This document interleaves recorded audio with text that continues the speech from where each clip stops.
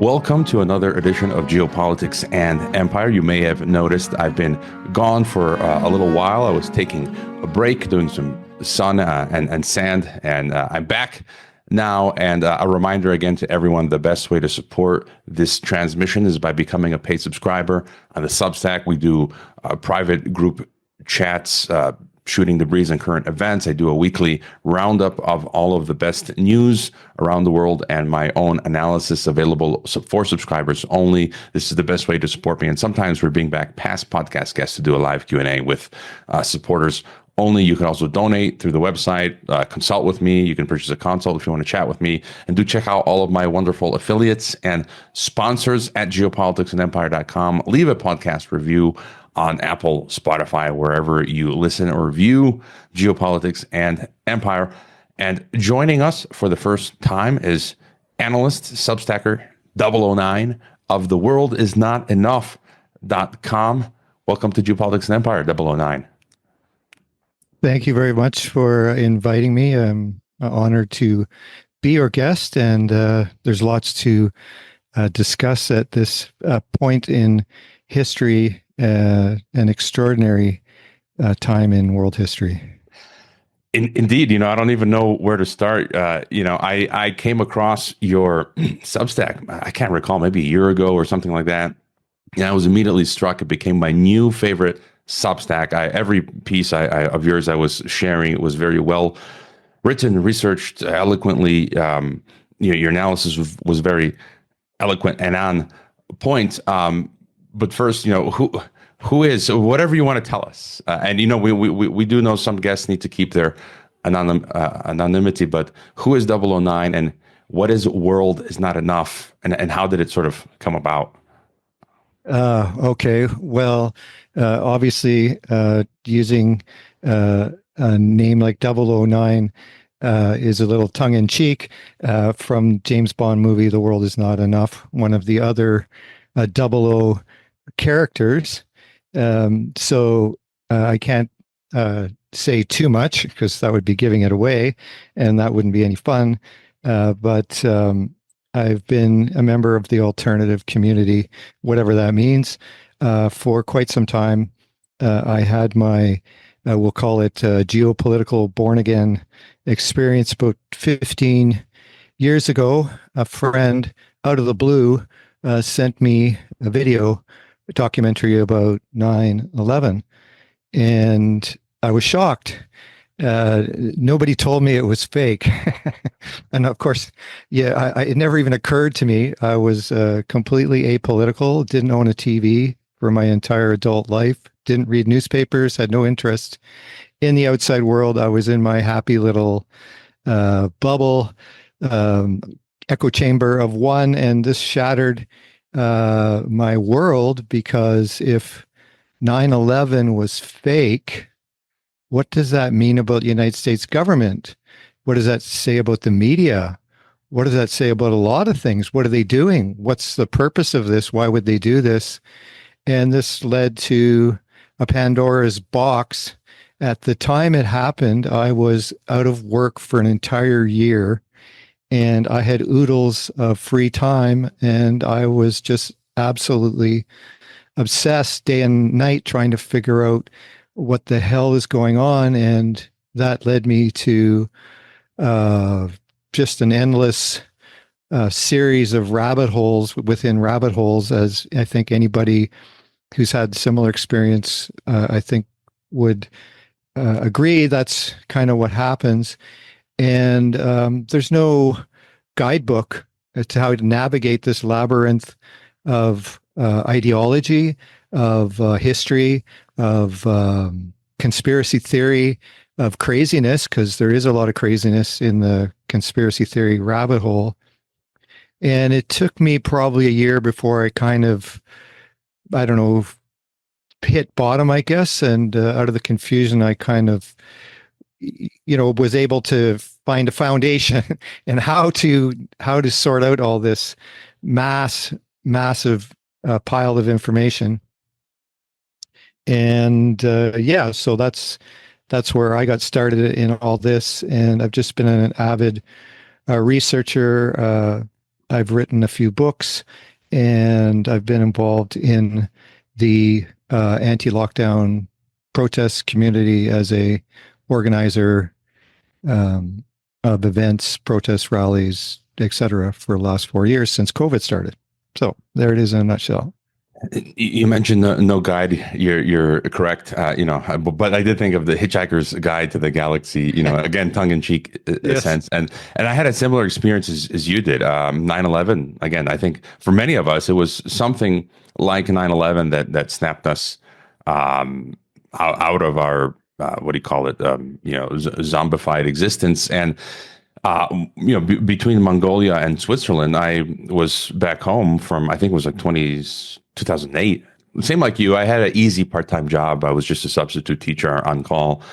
And I spent that year just like you. I think I spent thousands of dollars on Amazon on books, Creature from Jekyll Island, learning about the economic system, the IMF, everything, Right. And I think a lot of us have this similar experience. And I always tell listeners, if you haven't gone through something like that, you need to spend a lot of time reading books, developing this, I think, foundation of knowledge from which to draw on. You can't just, if you haven't read a lot of books and you're just leaning on the news cycle, alt media channels, you're going to have, I think, some problems. Some of my listeners ask me, like, how do you do it? How do you follow all this information? I'm like, you have to have a core foundation, understanding of all of these different events, false flag, when the U.S. overthrew Mossadegh in 1953, like I actually read the 30-page CIA TP Ajax report. I actually read the Operation Northwoods. It's as boring as it is. You have to go through the document. That's the kind of stuff you have to do. And and by the way, I just saw this meme yesterday, kind of relates to what you said. Someone posted, "We are the unorganized truth fighting an organized lie," and that I think speaks to alt media. It's very unorganized. There's good stuff. There's really wacky stuff, but the globalists, are very organized. And I didn't want to ask you. I in the email, a message with you, I said that I was very interested in your, I guess, reading, writing, research methods, because you really concisely put together a lot of stuff. Just any tips, thoughts, your modus operandi there? Okay. Well, basically, I use the organic study / research method that I learned in university. And it's basically how you read books is one of the main tenets of it. Most people try to read a book from cover to cover. Of course, that's how you're supposed to do it. That's how it was written. It's all laid out. But that's not how you do it. First, go to the table of context and find out if there's a conclusion. Read the conclusion first, and then go from there to see if there's anything else in the book that grabs your interest. And only read things until you're bored. If you get bored of an article, book, stop reading it. You've lost interest. So you're not retaining anything. You read further from there. So continue in the table of context. Just scroll down and find out what chapter just grabs your interest, and then go read that and carry on. And you'll find you'll read books twice as fast, if not faster, and retain much more of the knowledge. And same thing, just finish it until you get bored. The other thing that I've discovered is using books as search engines. Like a prime example is Whitney Webb's book, One Nation Under Blackmail, which is 2 volumes, 1,000 pages, like to plow your way through it, which I did try to do because it was so interesting. But you're going to get bogged down unless you're super autistic focused person, because, really her book is just a compilation of details. There's not really a plot summary or an overall, like a PhD theme through it all. So just use it as a search engine. Look for things Google it, not search engine it. Say Trump or Epstein, or, well, Epstein would be probably too big of a search term, but something, narrow it down, use 2 search terms together. That's usually the best thing, is use 2 or 3 disconnected words together to see what comes up. Google Israel, Google Zionism in her book. So also another search engine that most people miss is Twitter. Twitter is absolutely amazing compilation of information. You can find just about anything on Twitter. It's just using it as a search engine and search for stuff. Like there's so much information posted there instead of just reading the tweets and then looking at the shit show that follows every single one, which is entertaining sometimes, but you're really not learning much. Another tip is don't use Google or Brave or Firefox. They're all compromised. Just do a comparison. Try all three and see. You'll see Google's absolute worst. Brave is probably second. Use Yandex. That's the best search engine I've found. If you really want to get the top information, because Google's, most people that Google only don't go past the first page, which is 10 searches. So that's highly controlled. If you are going to use Google, click down to at least 10 pages later and see what you find scrolling down. Another thing I use, and I have got a lot of flack from this from the alternative community. I wrote a whole article on it one time, and just the outpour of vitriol was intense, but use Wikipedia. Wikipedia is the most amazing encyclopedia in world history, far beyond its predecessor, Encyclopedia Britannica, it was based on the 1911 version of Encyclopedia Britannica. That was what was originally uploaded to Wikipedia. So there's yes, it's controlled information. All information is controlled. All information is biased, even in the alternative community. You can't find, there is no information that isn't biased except mathematics or, some scientific experiment, and even that is biased. So Wikipedia is absolutely amazing, and I dare and challenge anyone to show me. I can produce, any articles on, say botany, a genus of flowers, and go look it up, and you'll see like a massive article on that with external links, references, cultural impact, a long list of links you can follow up, all kinds of books you can check out. There's absolutely nothing like it, and there it is, hidden in plain sight for anybody. The only people that say Wikipedia is no good are those who don't use it.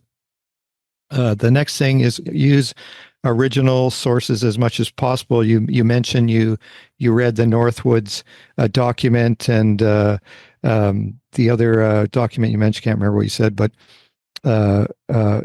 use original sources as much as possible. Don't read, when you go to read an article on something, look for the original source. You'll say, surveys said that Republicans don't like Swiss cheese. Well, in the article, it'll probably put a link to the study. So go look at the study. You'll get a lot more information from the original study.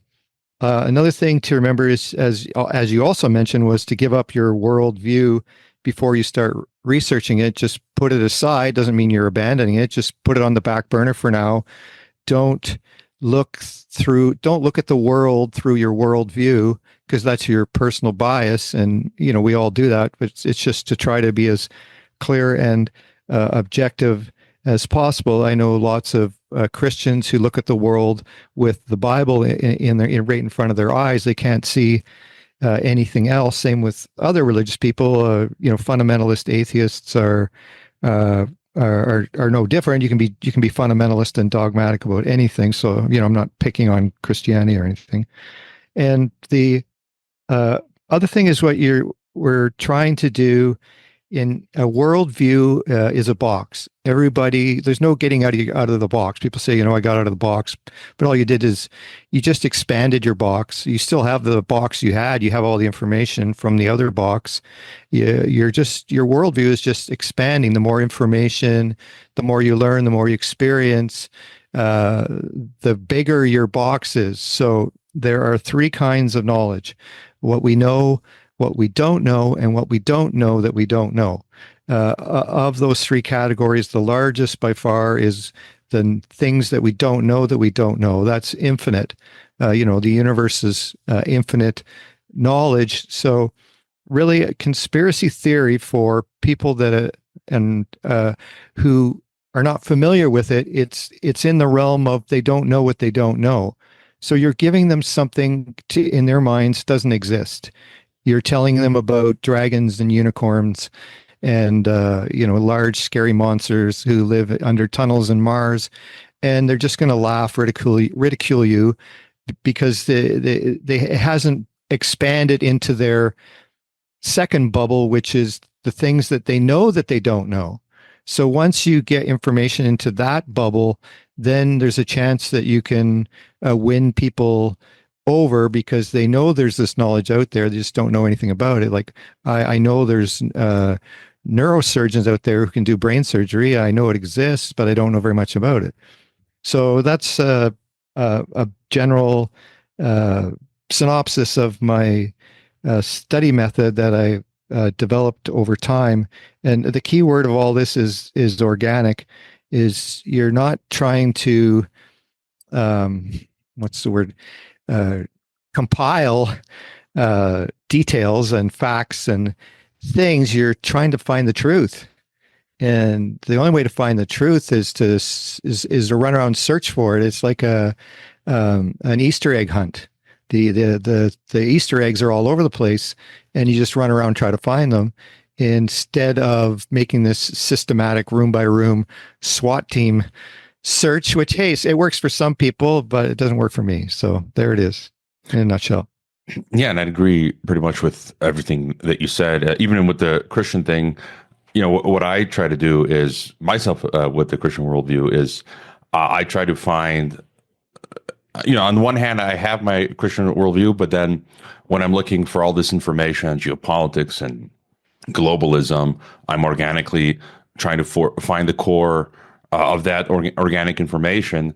And at the end of the day, I merge the two, but I don't try to force it, and I'm always, again, everyone has their own worldview. As you perfectly said, there's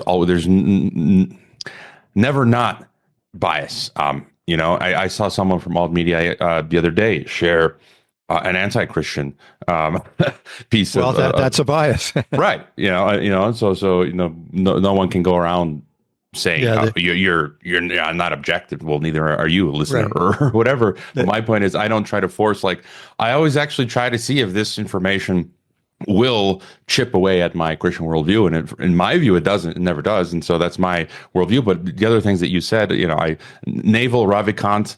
He's fascinating to listen to. He said the same thing as you have, that he will scan through books. He's like, never finish a book. I'm kind of obsessive compulsive, that not always, but I try to like to finish a book, the book from cover to the back.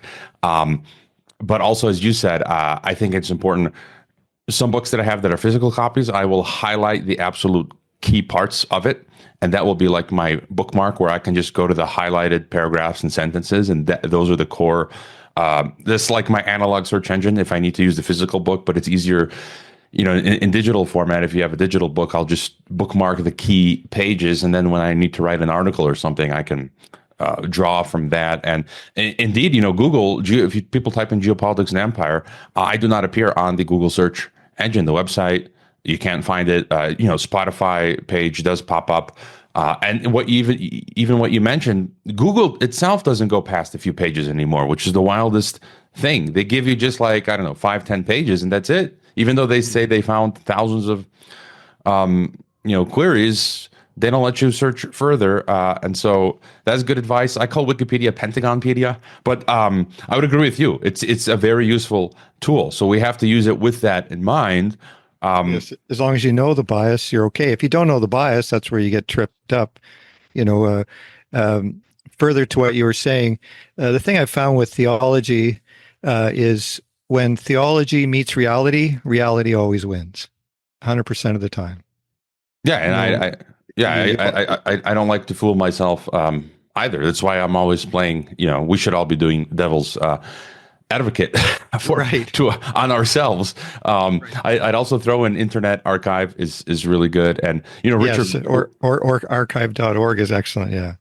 right? Isn't that the same? I thought it was the same. I think that's the same. Yeah. There's another one called Archive.today, which is great for getting behind paywalls for mainstream pieces. But Richard Grove, who does great work, he uses also something called The Brain. It's a software. And I know Matthew Crawford uses another graphing app. And so I think those are also useful tools. All right. Well, I guess just one more question before getting to the main dish. You mentioned you have some books I didn't see on your Substack. Well, and I'm afraid you're not going to see them. Okay. You'll have to find them yourself because maybe I'll start writing books under 009. So Okay, all right. All right, so the big stuff. So what's going on on the planet. I always say that my focuses are world government because I feel like I've heard other people say the same thing. That is the core. That is the end game. That explains everything else that's going on. Well, Pandemics, climate change, World War III, all of those are goals to get us to this totalitarian world state. And then I often talk about the algorithm ghetto, the digital gulag, the social credit system. Those walls are already closing in. I've mentioned, I've been taken off of PayPal. I couldn't renew my bank card recently because they want your digital ID linked to your bank account. So for me, like people say, look at that or look at this. Why aren't you talking about this? I'm like, look, you go talk about that. You go Substack about that. You do a podcast. That's your thing. We can't all cover everything. We all have our focuses. And so you talk about BRICS a lot, multipolarity, global government. And, I'm pulling from different articles of yours. You wrote, I think, in the new Marshall Plan for Ukraine is just another great reset. You say the pandemic of 2020 should have taught us that the coordinated effort undertaken by all nations to lock down the planet meant that the nation state system is completely captured by the globalist ruling class. The 195 nations all willingly took part in a staged healthcare coup d'etat. And so basically, it seems like there's no opposition, that they've got all your bases belong to us effectively. And I think this is unprecedented in human history. I mean, myself looking at it from a biblical worldview, or I'll go back to the interview I did, I think during 2020, 2021 with the famed Swiss investor Mark Faber, who's not Christian. He lives in Thailand. He's from a secular perspective. He said that this is unprecedented, what happened, this 2020 lockdown. And so sort of your thoughts as to what in the heck is going on? And if you could also dig into how this whole BRICS thing is for me, it's a psyop. There is no Russia, China, as you detail at length. They're implementing the same darn stuff. In fact, yesterday I read the Duma is introducing a bill. Again, this is Russian State Duma. They seek to put an end to religious activities in houses and flat blocks. So, Christian home churches or other religions, they want to ban that. They're implementing what's the guy's name? The Sparebank. He's implementing Herman Greff. Yeah, Gattaca, full-on Gattaca, pay at the metro in Moscow, pay with your face, QR code, all the same stuff that we're getting here in the West. So please give us your sort of worldview analysis. Okay, so from your opening comment that the world government is the main goal of the cabal, the globalists, well, this is again where I get into some conflict with the majority of people in the freedom movement, because I would say that world government is not their goal. They have no interest in government. Because government means legislative, executive, judicial branch. It means laws. It means people following all of an organized system. So what they do want is governance, which is what they already have. The World Economic Forum is the hub of this new stakeholder capitalism model of world governance, modeled after corporations. It's a board of directors. The WEF has trustees, board members. So it's a managerial economy and a managerial system unlike anything that has ever been advocated or promoted before. And this is really the brainchild of Klaus Schwab for the last 50 years. He's been advocating stakeholder capitalism, which is also inspired by James Burnham's book, The Managerial Economy, which was the inspiration for George Orwell's 1984. So, what is stakeholder capitalism? Stakeholder capitalism is basically bringing all of the big players to the bargaining table. This is why they always have a round table. Whenever you see a big round table, United Nations, big round table, Security Council, big round table, even the round table movement. It's bringing everybody to this table. The table represents the pie, the global pie, and they all want a piece of it. So who are the stakeholders? Well, if you look at the World Economic Forum's website, number one, you have their 1,000 strategic partners who are all corporations. So that's one group. Another group is city mayors. During the pandemic, Bill Gates hosted a Zoom call right at the beginning with 400 city mayors all over the world. Cities are going to be given, and already are going to given, much more powerful. They're basically returning to a regional city-state model. And first of all, because they want to erase national borders. So they're retreating into urbanization, 15-minute cities, regionalism. This is happening all over the world. China, for example, has been building cities that people don't even live in yet because they're going to push people out of the agricultural belts and into 15-minute cities. There's a WF group called Geneva Cities Hub. There's a whole bunch of these different groups. They create these little NGO think tanks, stuff them full of their agents. So it looks like there's all these different people involved, but really it's the same group. And, the BRICS you mentioned, this is just another sub-project of the WEF.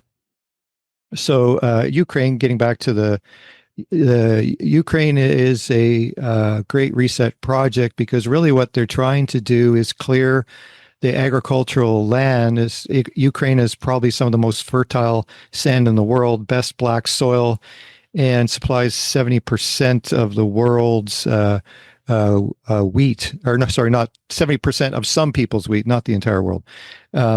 So this is why all this war is taking place, is my final conclusion after watching it for 3 years, is it's a fake war. Not that it's not because there's no justification for a war. See, it's really a genius because, of course, NATO has been encroaching on Russia's territory for 3 decades. And, we've got NATO countries in Estonia, Latvia, Lithuania, and now they're talking about putting NATO in Ukraine. Well, that's the final straw. Of course, if you want to control Russia, you've got to control Ukraine. That's the thoroughfare straight into Russia. And so it all looks really legitimate. Big coup in 2014, nasty globalist Victorian Nuland in there. But this has created this scenario in the minds of a big chunk of the alternative community, people like Pepe Escobar, Scott Ritter, Matt Ehret from the LaRouche movement, who've created this fantasy world that makes them feel safe and secure that, hey, there's somebody coming to save us. And, of course, that's human nature. You got the MAGA movement, same thing, different political saviors. Unfortunately, it just doesn't match the reality on the ground in Ukraine. As just taking a look at what happened with Prigozhin, why he rebelled and mutinied. What was he complaining about? The incompetence in the Russian military, lack of will. They're not giving him ammunition. Why aren't they finishing this war off? Why did it take 3 years? It should have took a couple weeks. This is comparable to America invading Iraq. They overthrew the army in a couple of weeks. So something doesn't fit. So back to your other question about the BRICS. Yes, I agree. The BRICS is just another sub-project. If it isn't the Great Reset, then what is? What other massive infrastructure, economic, currency changing system is on the world stage? And the answer is there's nothing. Well, there's no other Great Reset happening. So that leaves it. And then, of course, when you look at the players behind the BRICS, the last BRICS conference in Kazan, Russia was funded by Sparebank Herman Greff, who is a World Economic Forum trustee. So I've given this fact to some of the Matt Ehret, the LaRouche movement group and said, well, literally the BRICS summit was funded by the World Economic Forum. Am I saying that in clear enough English? So it's hard to take away people's hopium. They cling to hopium. It's a drug. It's very addictive, and hopium smokers don't know they're addicted. That's why it's even more elusive. Just like the QAnon MAGA people that opposed vaccination and lauded Trump as their big hero, and meanwhile, it's his administration that funded, promoted, and created the vaccination rollout through Operation Warp Speed. So that's a short summary. There's a lot there. I want to go back to, first of all, your definition of world government, or that there won't be a world government per se. I might call that semantics. I could see that, what you said as well, that version. There's a few guests I've had on. It may have been Michael Rechtenwald, who does fantastic work, who might have a similar conclusion as you have. But for me, it's kind of like potato, right? It's like global governance, global government. At the end of the day, they will have their hands on all of the levers of global power, banks, food, right. Yes. Military. This much we agree on. So sure, I could go that far and say it's semantics, but the reason I make this point is because there is no reason just to state unequivocally that a world government is inherently by default a bad, evil thing.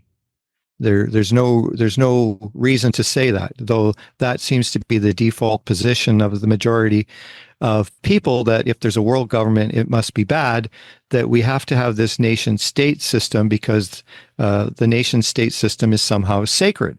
Well, the monarchy before that wasn't sacred. There was no divine right of kings. The feudal system wasn't sacred. The city-state system wasn't sacred. The tribal clan system that existed long before we had some civilization wasn't sacred. So what makes us think that there's anything sacred about a non-nation-state system? So I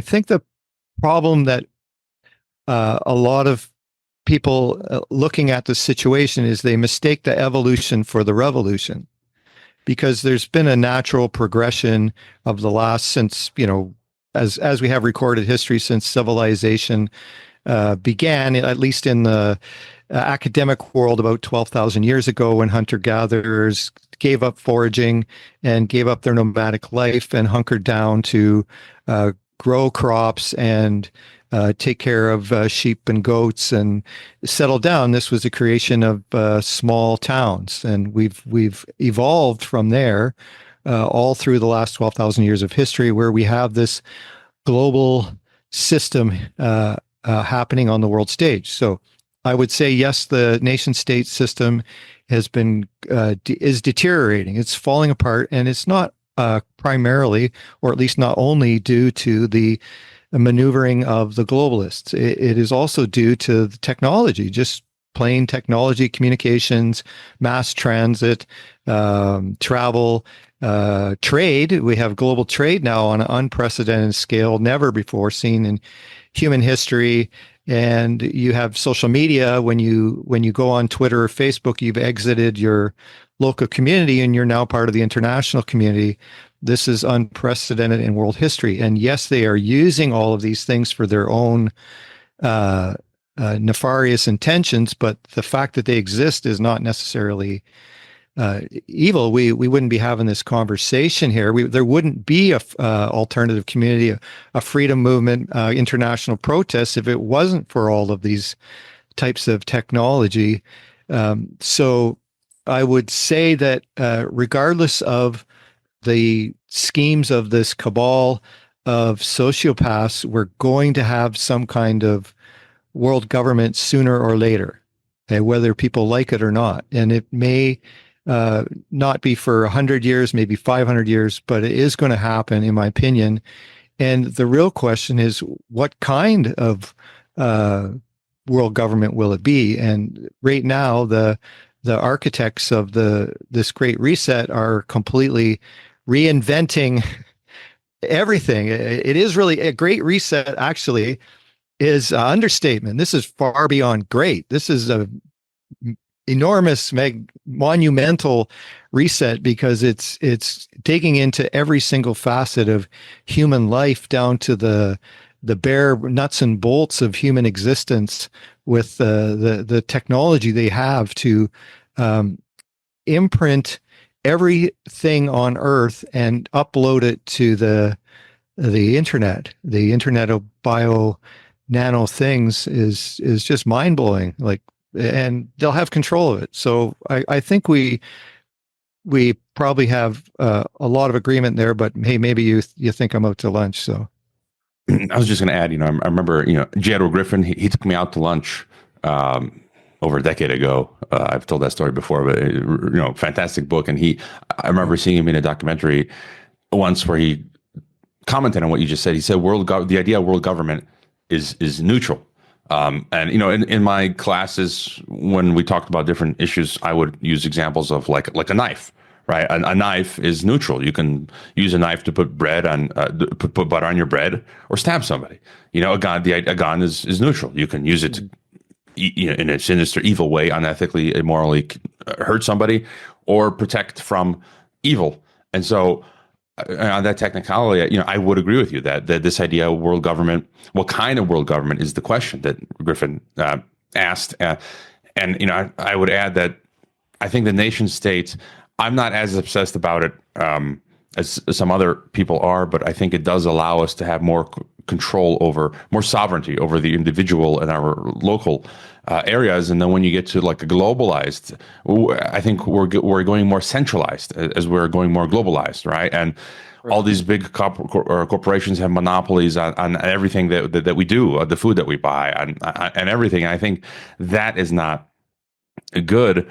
And I guess ultimately I'd agree with you that world government, it's a neutral idea, but I believe that we can never have on this earthly plane a good world government, because again, you'd be familiar with this. The biblical worldview, man is sinful, 100% of man, yourself, myself, absolute power corrupts absolutely, right? And so man is evil by nature. And so this would be a stretch for some people, but for me, the only good world government we could have is one under Jesus, right? I couldn't foresee, a Klaus Schwab run. According to Christianity, right. End times prophecies, there will be a world government under Jesus of Nazareth, and the Christians and the Jews will form a merger. The remnant of 144,000 from the 12 tribes will form this super government and reign forever.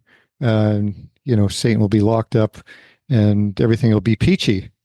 Right. I think some of that is symbolic. I can read the 144,000 as some symbolic, meaning, all of mankind in terms of believers. But anyways, we're getting a little too, we're going down a theological rabbit hole. I want to go back to the world government. And so, yeah, I'd pretty much agree with you there. I want to go back and ask you about what do you think is going on in the heads of Putin and Xi Jinping? I'm trying to work out, because as you said, my view is that they are globalists. The BRICS leaders are globalists. And I just try to figure out, okay, there is this clash.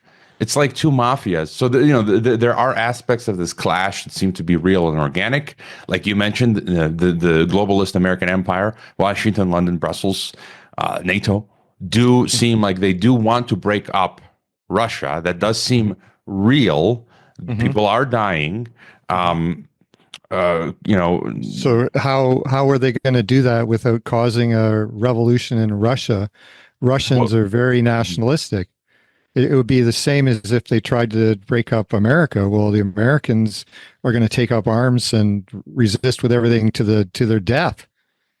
Of course they are. So you have the horizontal and the vertical always at play on the world stage. Nations are still nations, even if they are a group of mafia criminals. They still have their national identity. Like we'll say, as an example, criminal organizations in New York City. There was the Irish mobs, there was the Italian mobs, the Jewish mobs. These mobs all at some point in time tried to work together and form a super mob, but they still had their little fiefdom. So the nations are always going to rub shoulders and compete for resources primarily and land. And this has been going on for time immemorial, is the push back and forth for land and territory.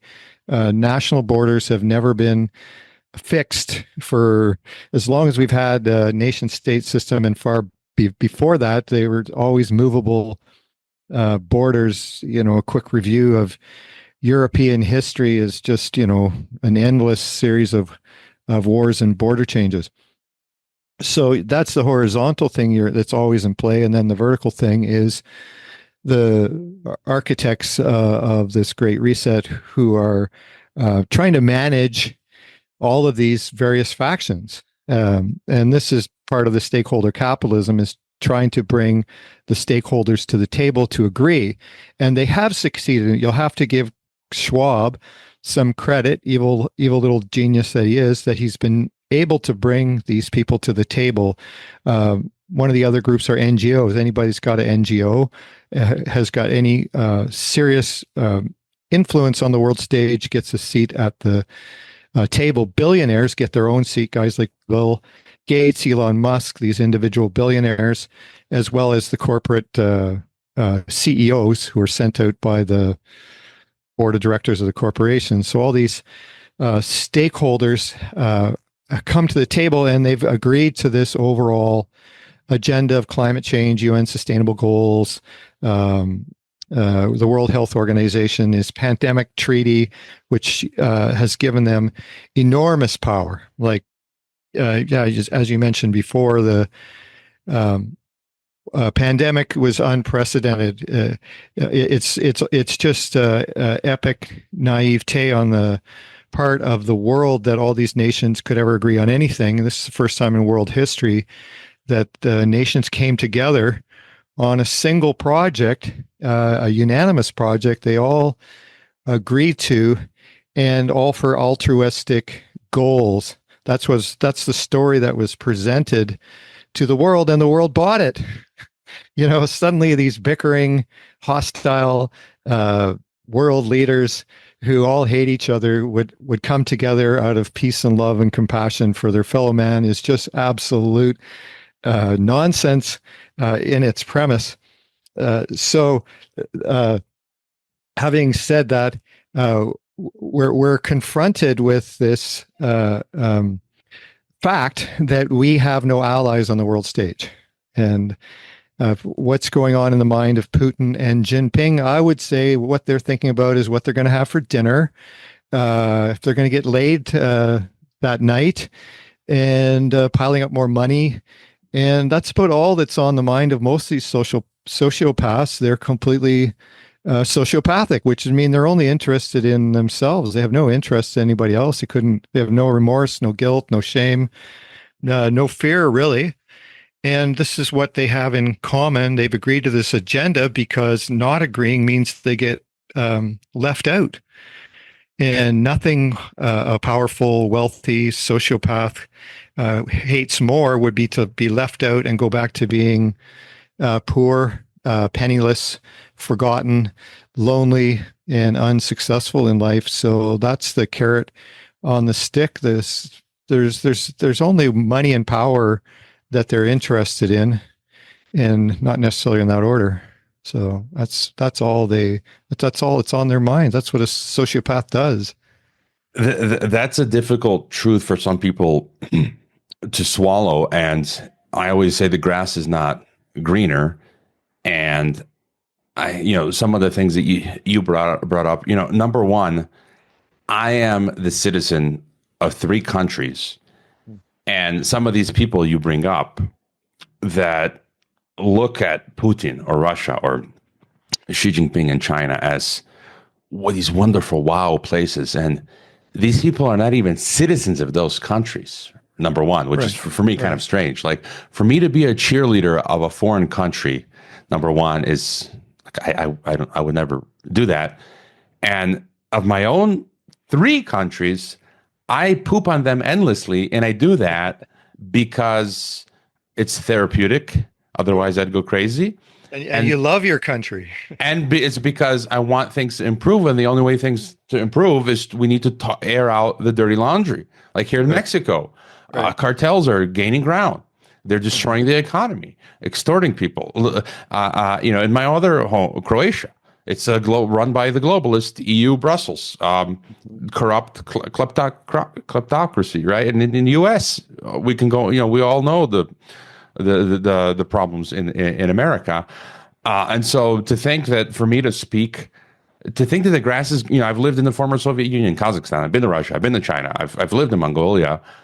The politicians there are not any different than what you're experiencing in Europe or Latin America or the U.S. And it's kind of exactly what you said. Why would I think that in Kazakhstan there's not going to be no corruption? They're not going to implement technocracy. I mean, you see the same stuff in Russia. The corruption of the mayors, the local politicians, the police, the businesses, the banks. It's the same stuff. And so to think that some Russian politician, like a Putin or whoever, a Lavrov, he's going to be like some sacred, holy guy with ideals. I'm sorry, no. It's just the bitter truth. And I always think about Mexico and COVID. Like I came to Mexico in 2010, and everyone here is like, "Yeah, we have a narco state. We don't know where the cartels and the government begins and the government ends." Because it doesn't. It doesn't. And I've picked up mainstream stories over the years where literally, half hour from my home, they find houses with barrels of acid where people are being dissolved. They literally, the police, the authorities are kidnapping us. Like the police are kidnapping us, renditioning us, killing us, handing us over to cartels. And it's like, you come to Mexico and like, yeah, the government's corrupt. They're literally killing us, right? They don't care, like you said earlier, for our health, for our well-being. But then 2020 COVID, oh, snap. We want to we're forcing you to put on this mask for your own, safety. We want to help you. We're forcing you to put hand gel on your hands and force inject you where we care about your public health. I'm like, wait a minute. Yesterday, you guys were literally kidnapping and killing us. And now you care for my health. That's right. Taking a break? They're taking a break for you, for everybody, because they really do love you at heart. Billionaires love you, and they want the best for you. It's just, that's only once in a while. It's like Christmas. But Mexican, and they forget about this. And I'm sure it's the same. Here in Mexico, where I am, I'm sure in other countries something similar happened. I'm like thinking like I can't understand what you have like Stockholm syndrome. Like what's going on? How do you rationalize this? But anyways, I want to go to the other point about the folks you mentioned. In one of your pieces, you write, quote, "Hopefully by now you are convinced the BRICS are sponsored by the WEF, not jobs, and you are also painfully aware that the 5D chess crowd and the alternative community are stoned out of their brains and hopium, mainlining the BRICS drug and insisting that there is an epic battle on the world stage between the BRICS and the globalists," end quote. And, I often point out, I looked at the research that BRICS was coined by a WEF young global leader, this Indian lady whose name I always forget. And she was also Goldman Sachs and with Jim O'Neill. People mention Jim O'Neill, but they failed to mention that it wasn't just Jim O'Neill. It was this Indian lady who was a WEF young global leader, who coined the BRICS phrase. And, on the podcast, I talked to everyone. I talked to Harley Schlanger of Baruch, he was just on, Matt Ehret. I've had on other multipolaristas, as I like to call them, Danny Haifong many years ago, Scott Ritter has been on, Andrei Martyanov. Then I talked to Yuri Roshka, Riley Wagaman, Rurik Rodoslavsky, a.k.a. Rurik Skywalker, yourself, 009. And I lean on, you and I, we share the same perspective. I'm just thinking, just any further thought on alt media, the multipolaristas, how they have such myopia. I think some of them have drunk the Kool-Aid. I think part of it is, as you say, human nature. Because it's otherwise, I have no problem with a black pill because my white pill is Jesus. So I can stare into the abyss all day long. I don't have a problem with living in a black pilled world because I have a otherworldly white pill. But I think it goes back to what you say, human nature. If there's no earthly hope, people are going to have, I think, a nervous breakdown. So they need to believe in a BRICS or a Trump or somebody. Something. Somebody help me. Okay, so hope is a real thing. Hopium is not, and people look for security. That's one of our prime, Maslow's triangle actualization hierarchy of needs. Hope is right there at the bottom of the scale to get you going. You have to have some hope for the future. And the secularists, the secularists in the world and in the freedom movement, because many of the freedom movement or alternative community, conspiracy theorists, whatever you want to call them, are secularists. And if you don't have a belief in an afterlife, or at least nothing really substantial belief, just sort of maybe have a vague notion of providence or karma or something, then your only hope is in the political situation. This is the scourge of secularism, is it doesn't allow the spirit to operate in human beings. If you go to societies in the Middle East, for example, and prime example, their societies are not secularized. They're still sacred societies.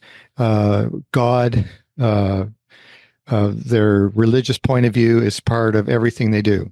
They pray openly. I find it the supreme hypocrisy of Western nations now, when all these Muslim immigrants are praying openly out on the streets. They even block traffic. When it's time to pray, it's time to pray. And they get down and pray, and the Christians are up in arms. How dare you pray in public? And this, to me, is just, isn't this what Christians should be doing? Shouldn't they be out there on the streets praying, considering the state of the world that's in? So Christianity in itself has been secularized, and I think the proof, again, was during the pandemic. There was only a handful of churches and that stood up against the mandates, and I wouldn't point the finger at them either, because all the world's religions failed us. All means all. The Dalai Lama took the jab. They all wore masks. All his little followers in his ashram took the mask, took the jab, drank the Kool-Aid. They bought the narrative, and it's the same with most of Islam. Now, if you look at vaccination rates over the world, Muslim nations were some of the lowest. African nations, very low vaccination rate. Middle Eastern nations, also quite low.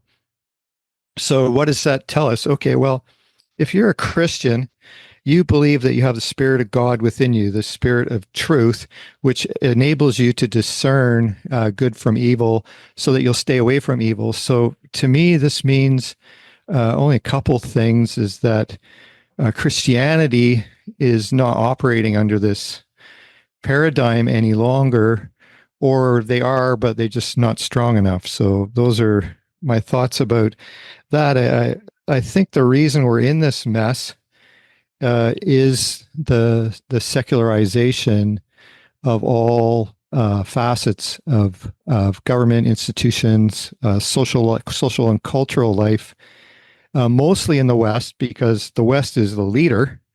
It's the West during the Enlightenment that abandoned the church, Christianity, and started this secular revolution. The Illuminati, the word Illuminati means enlightened. The early Illuminati, the Jacobins, Freemasons were all Enlightenment thinkers, or inspired by Voltaire, Rousseau, Diderot, D'Alembert, Dolbeck, and all of these French Enlightenment thinkers. They met in the salons of France. Jefferson was a big Enlightenment dude. Rewrote the Bible. I don't know if you know that, the Jefferson Bible. He took a pair of scissors and chopped it all up and glued it all back together, and I think reduced the New Testament to about 80 pages. So they were all deists. Most of them called themselves deists because if you called yourself an atheist, you're a heretic, and you're going to get persecuted by the church. There was only a couple of them that had the courage, like Baron Dahlbach was one of the first, and there was a couple others that openly promoted atheism. So atheism is a completely new idea on the planet. There's never been a society in human history that did not have some form of spirituality, whether it was polytheism, paganism, monotheism, animism, whatever it is. That goes back as far back in human history as we have archaeological records. So we've never had a society where atheism was the core philosophy, and that's what the philosophy of the West is materialism, humanism, secularism. I spell it out to make the word sham: secularism, humanism, atheism, materialism, and each of those, they're all basically sub divisions of the same basic idea that the universe self-created itself out of nothing for no reason accidentally.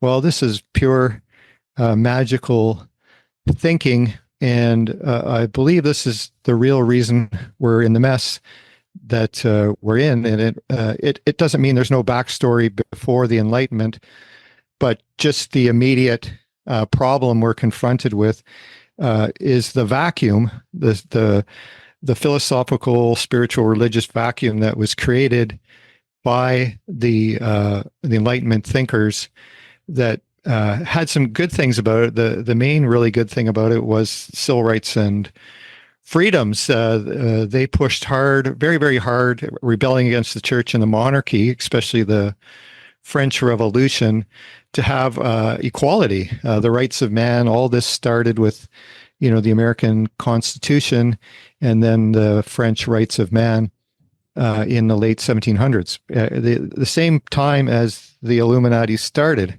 and the Freemasons, Jacobins, all these groups and these reading groups and other secret societies all mushroomed out of this Enlightenment project. So there was good things they did, which, we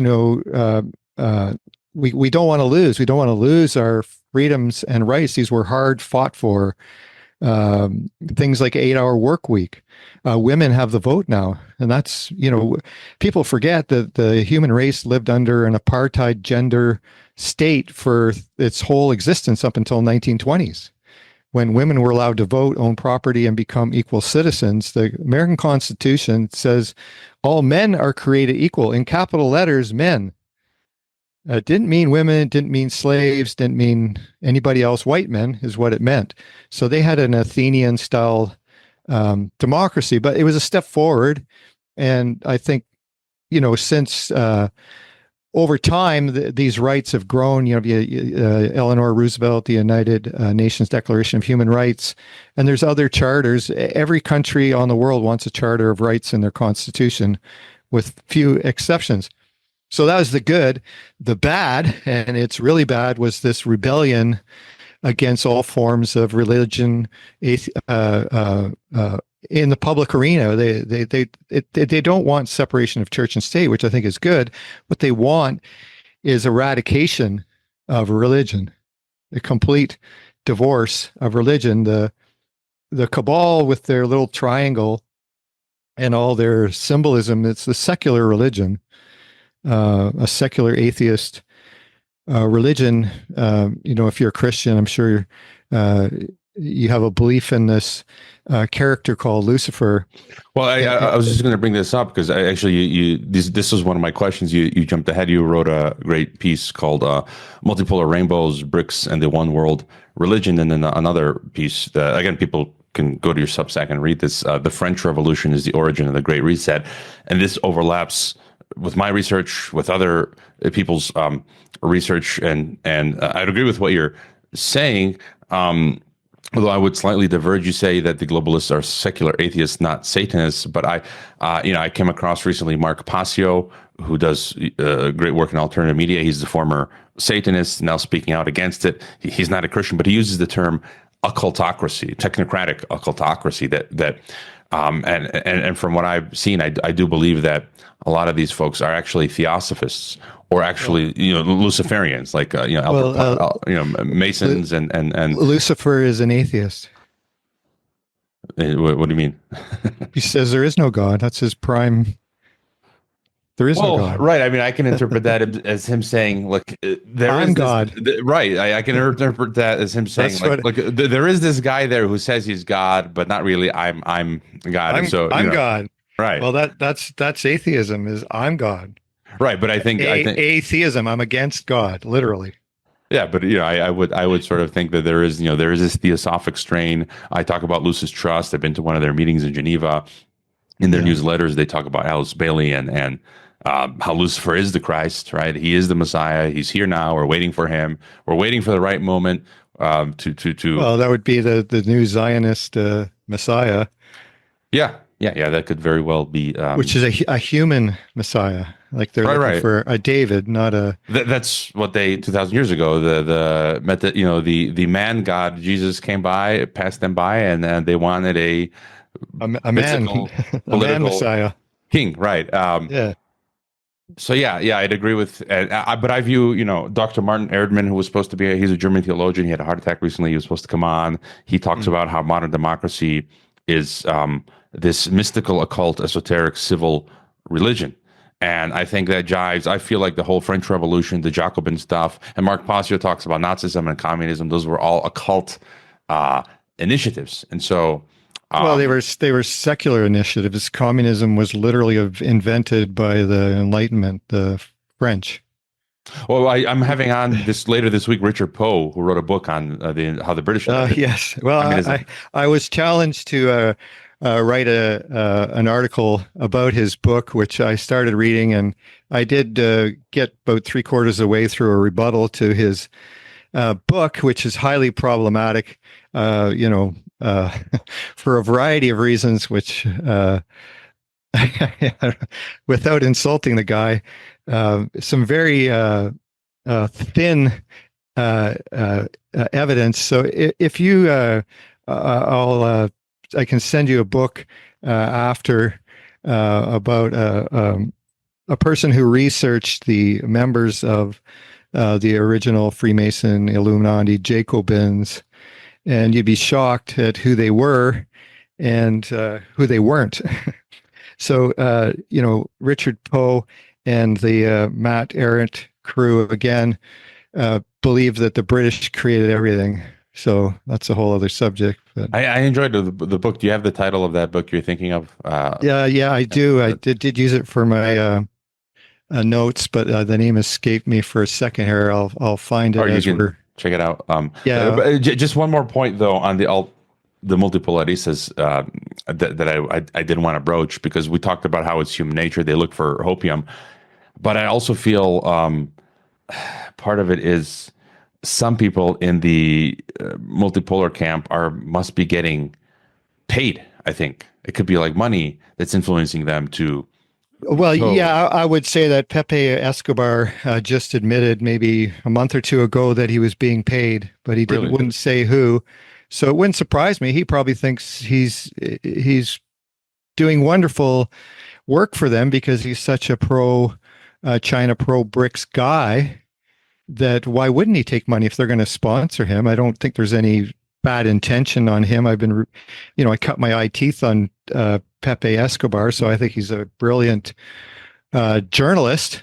So I don't think there's, in my opinion, I think Scott Ritter also may be paid. He's so pro Russia, he may as well be a Russian. But Scott's been wrong. Like, right.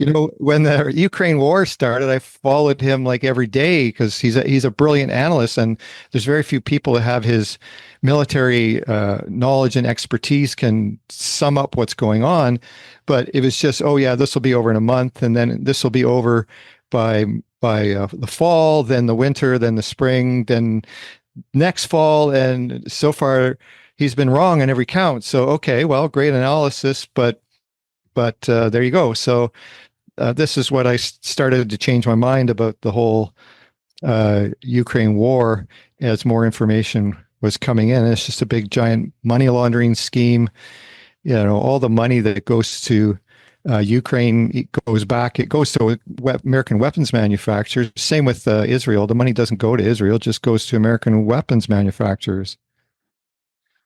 Yeah, and for, what gets to me is again how they ignore technocracy. Anytime I bring up technocracy in the BRICS world, they do not address my question. And I was on a Twitter space of one of the prominent BRICS propagandists, and when I was a guest, and when the second I actually started criticizing BRICS, the guy spoke over me as if he couldn't hear me.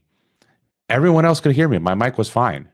He just started speaking over me like, "Oh, we can't hear you. Sorry." It was like the classic, like it was the classic, like, "Oh, are you serious?" Like that for me was a huge red flag. And tell him like, right, you must be getting paid to spout BRICS propaganda. And I feel like a lot of these accounts on YouTube and X, they're boosted.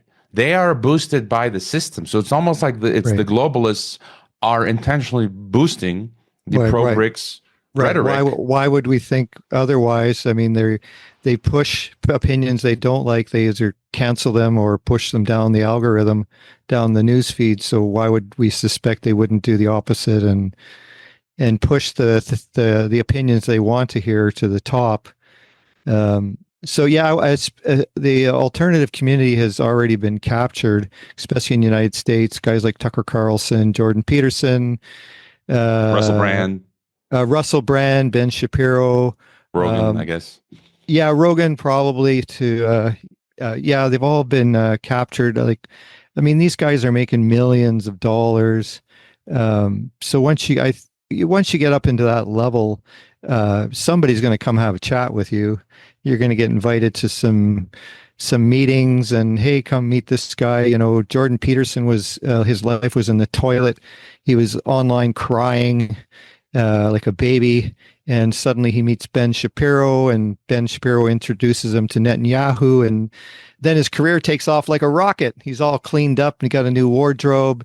He's on the lecture tour, making a gazillion dollars, and of course, supporting Zionism and their massacre of Palestinians in Gaza.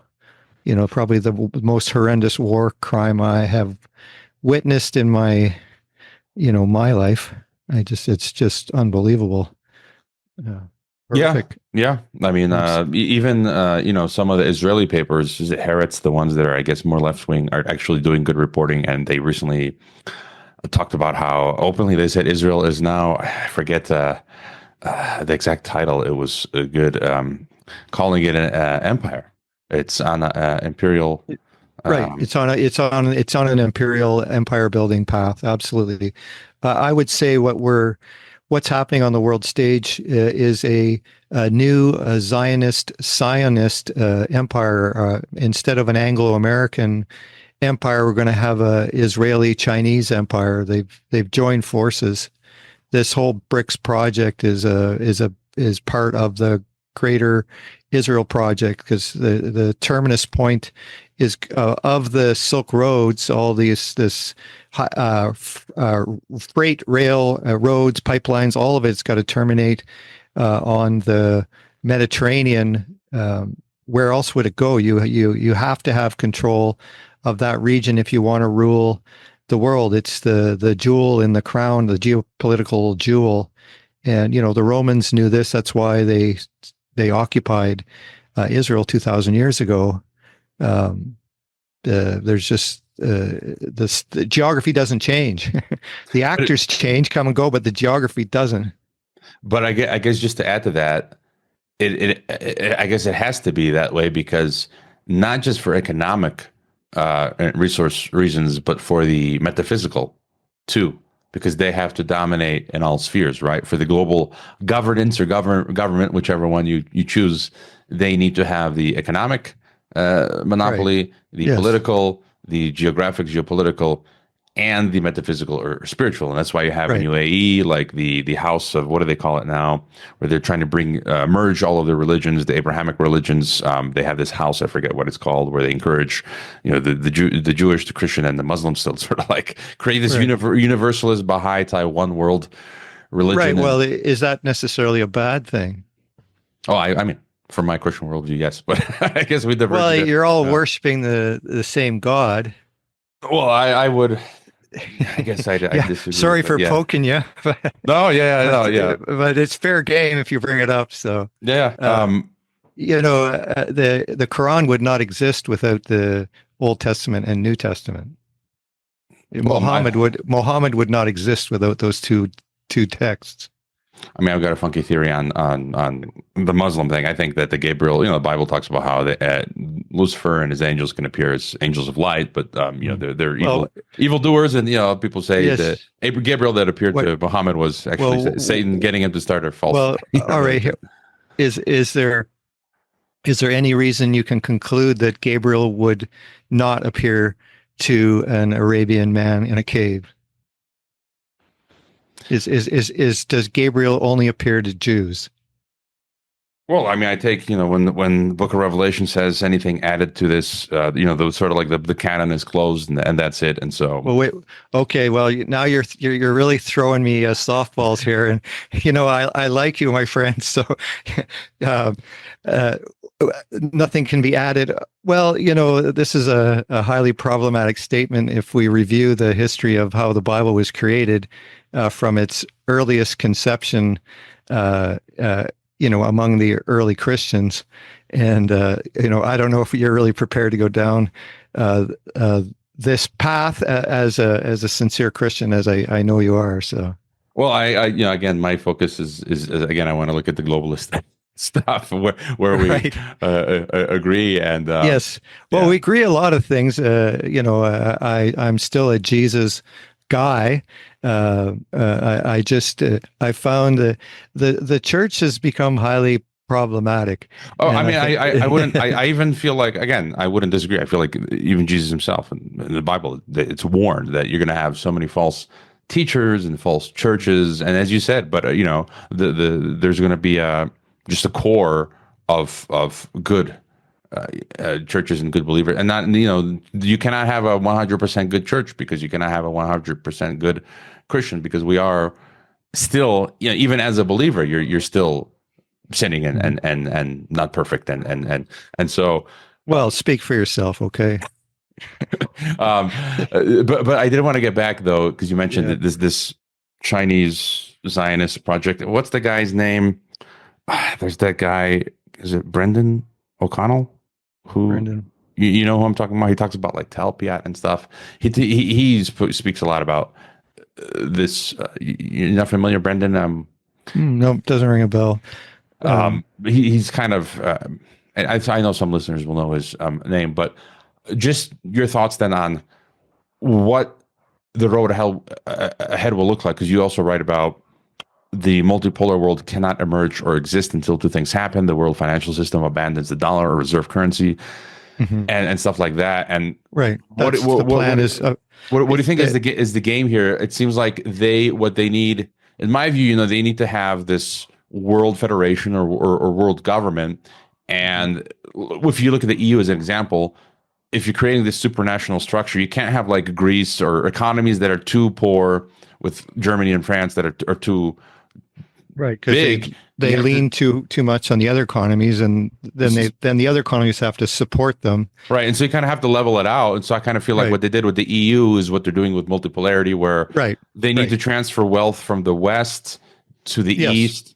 Tony Blair came, they've said this openly. It's a wealth transfer to create basically towards this global governance or government. And so, what are your thoughts on what they're trying to achieve? So the big project goes back to Samuel P. Huntington, his book Clash of Civilizations, which was a slap in the face to the architects.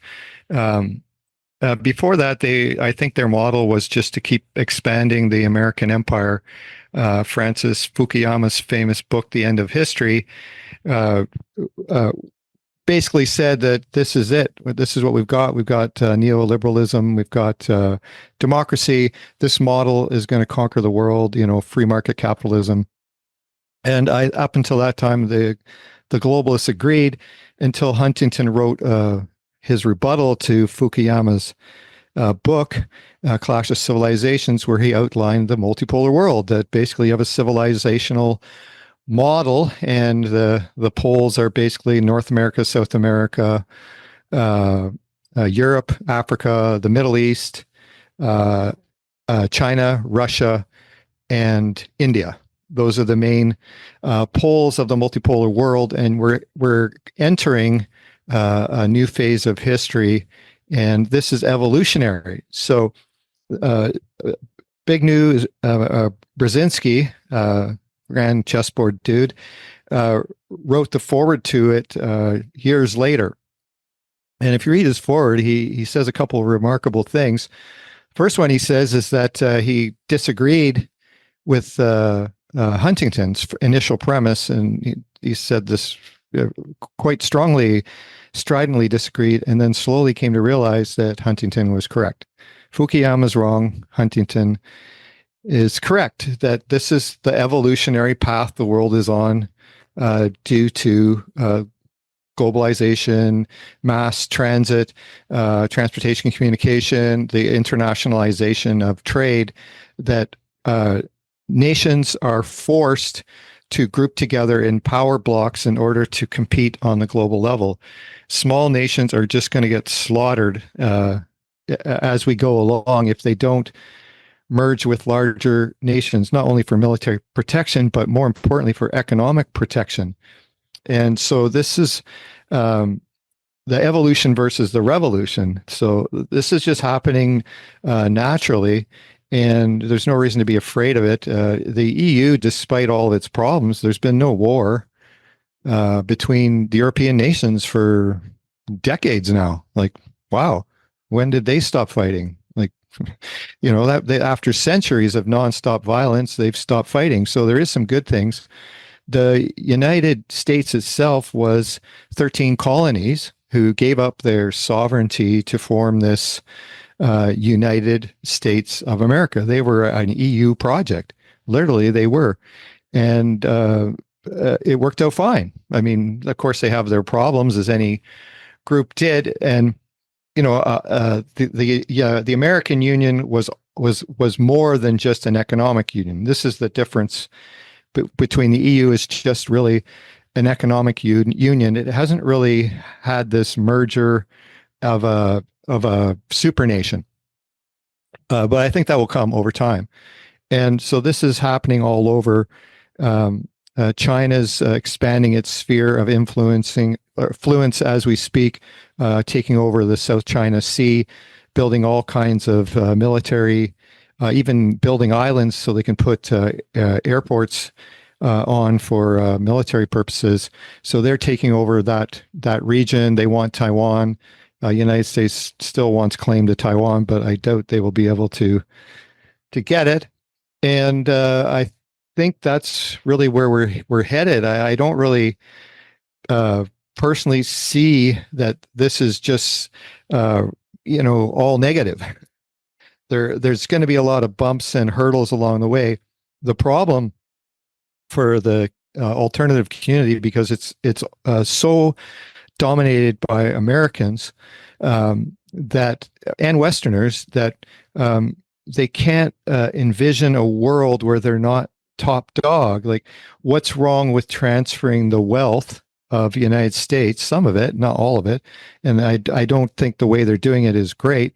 What's wrong with there being more equalization of wealth and political power? The United Nations Security Council, people have been calling on it to be reformed for decades, and yeah, it should be reformed. It should be eliminated, in my opinion, more than just reformed.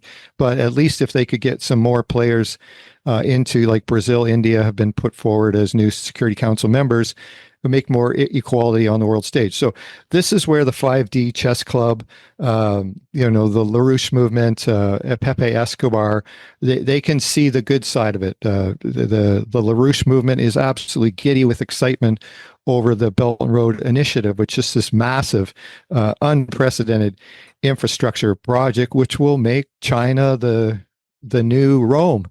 All roads will lead to Beijing. America is going to have second tier status. It's already happening.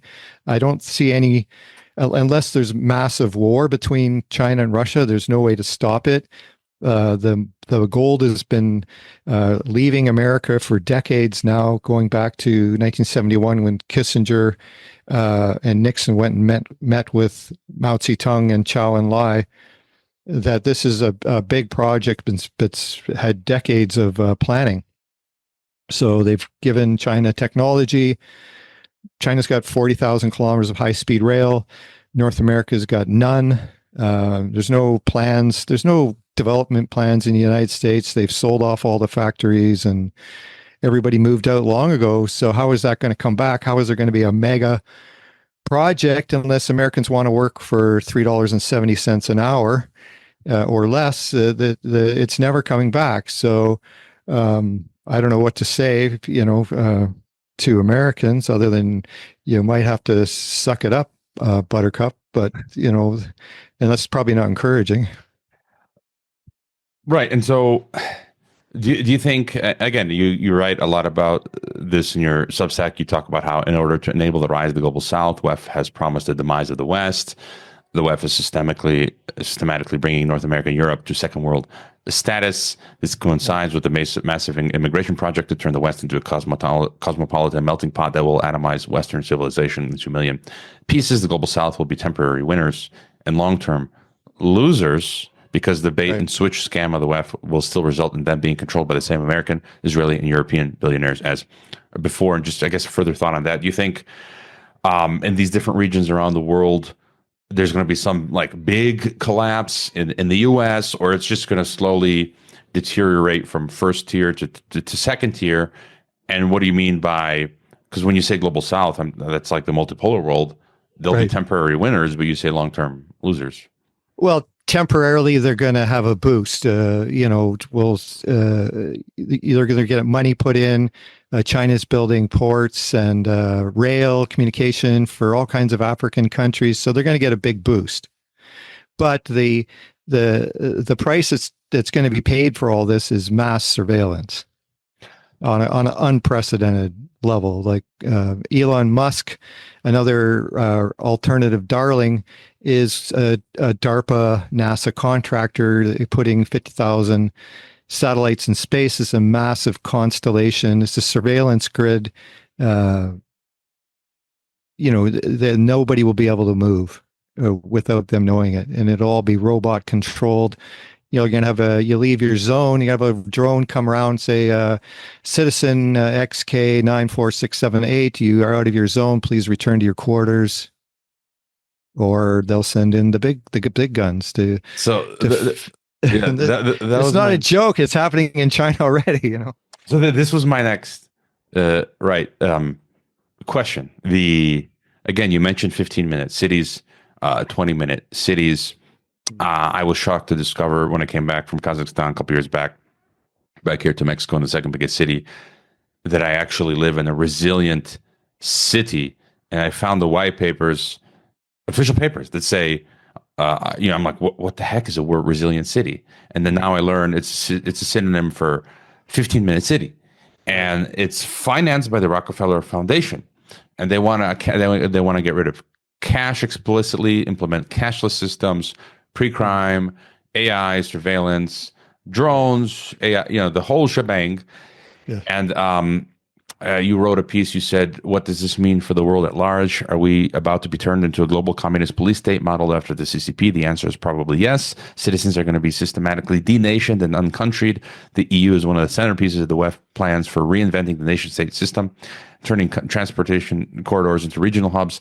The massive BRI infrastructure project will force lower border restrictions, lower tariffs and free trade zones. Otherwise, it won't work. The possibility of taking a train from London to Beijing in under 14 days is exciting news for travelers, but the price is greater control of civilians and the degradation of civil rights and freedoms on an unprecedented global scale. So basically, we're going to end up with this global police state. You wrote in another piece that the BRI is a key component of WEF plans for the rapid urbanization of the entire planet. Connecting the Eurasian landmass with railroads and digital grid is key to their master plan of creating 15-minute cities that will act as the regional hubs of a grand technocratic police state that spans the entire globe. before I read your piece, I've been saying that for months, if not years, beforehand. It's like Belt Right. and Road and BRICS is all about creating the global 15-minute city. And Yeah. then you wrote this, and that's what the multipolaristas don't get or don't want to get or are paid not to get. And Or this all is of the above. yeah, and this is just your sort of further thought on whether they'll be actually able to implement this or not. Just in the last week, I read mainstream articles. UAE has a master plan for 20-minute city. The health minister of UK just announced 15-minute city here in Mexico in the past couple of months. These are not conspiracy forums. These are mainstream articles talking about how Mexico City will be divided. I mean, you can't make Mexico City a 15-minute city. It's like 25 million people. It takes 3 hours to get to the other side. So they're going to divide Mexico City into multiple 15-minute cities, like districts. Right. And so, right, zones. I think of Half-Life. Sector 9. Yeah, City 17 and Half-Life. I mean, whatever sci-fi your favorite. Silo I started watching yesterday. I haven't seen that. Silo? Yes.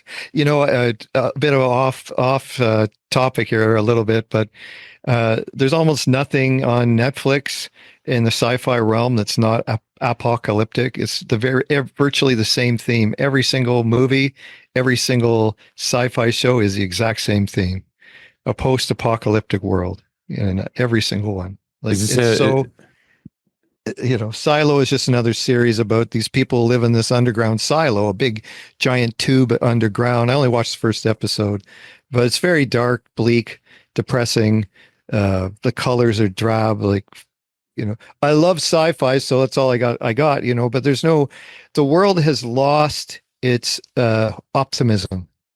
Whether this is all predictive programming or not, but the West, primarily the cultural milieu, that's your reflection of art, is the reflection of culture, of the people, their philosophy, their inner angst and ecstasy, and just looking at it just from that point of view, it's awful.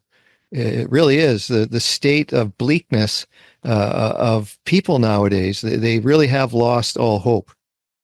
I'd say it's both. It's intentional, and also just sort of a result of maybe many things. What you mentioned earlier, the secularization, the Luciferianization, whatever you want to call it. I was at the, like I said, I was taking a break last week at the beach. I don't have a TV. I turn on the hotel, and so since you don't have a TV, sometimes you kind of get mesmerized when you do find a TV, and spend a bit of time channel surfing. I go to MTV. Like literally, I turn on the TV for the first time at the hotel after coming back from the beach, and turn on like you can't make this up. It's just so unbelievable. I turn on MTV. The first music video is this rap, black rap woman. I don't know who or what. I don't even care. And she's literally like hanging out with the Grim Reaper.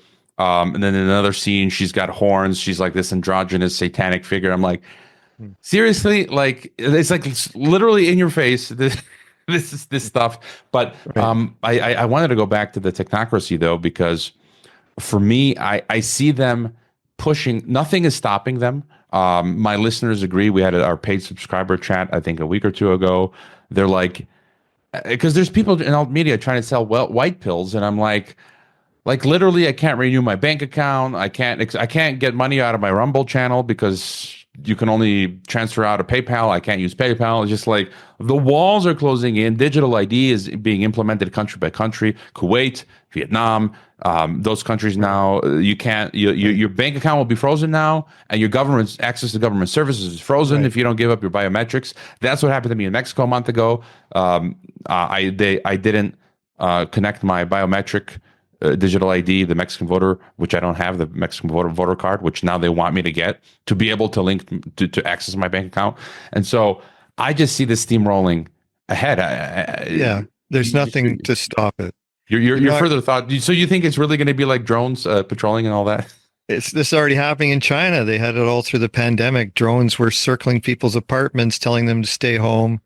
They're the leaders in this surveillance technology. So the Belt and Road Initiative, you're not going to be able to stop it. This is biggest infrastructure project in world history. You couldn't stop people putting in sewers in your local neighborhood like without massive uh, social pressure. So how are you going to stop something the size of the Belt and Road Initiative, on a scale of 140 nations involved? I mean, it's supreme naivete of the 5D chess club to think that the globalists who control all these countries are just going to allow China to waltz through with rail and they're not going to lift a finger. It's just epic nonsense. So this project is going to go ahead. It's going to be completed. And most of their plans, I don't see enough at the moment. I don't see there's enough resistance.